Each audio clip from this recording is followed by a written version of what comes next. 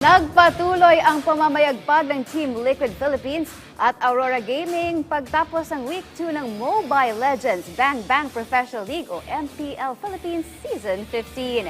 Ang kabuang detalye sa ulat ni teammate Rafael Bandayrel.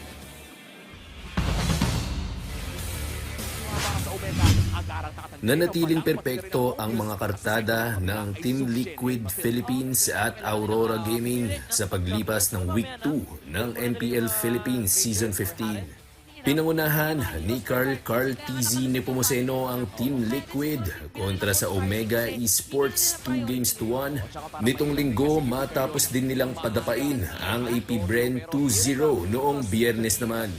Nasa tuktok na ngayon ng standings ang Team Liquid, hawak ang kartadang 4 wins with no losses. Sa susunod na linggo naman, matinding pagsubok ang haharapin ng TLPH dahil makakatunggali nila ang defending champion Onyx Philippines.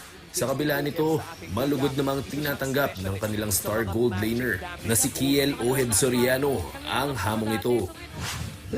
Siguro na-excite lang ako kasi simula pa nung nag-liquid ako, parang gusto ko rin talaga makalaban yung Onyx eh. Sila kasi yung defending champs. Tapos, gusto ko rin matesting yung lakas talaga ng team namin na makakalaban ng mga high caliber teams na galing sa championship. Ang Aurora Gaming naman ipinanalo rin ang kanilang laban kontra sa AP Bren sa Day 1 ng Week 2. Dahil dyan umangat din ang kanilang kartada sa 3 victories and no defeats. Ayon kay Head Coach Aniel, Master the Basics GM Danny, sinusunod lang nila ang kanilang winning formula, kaya nagpatuloy ang kanilang pamamayagpag. I think ginawa lang ulit namin kung ano yung ginawa namin last week, na may konting siguro improvement at meron pang kailangan i-improve.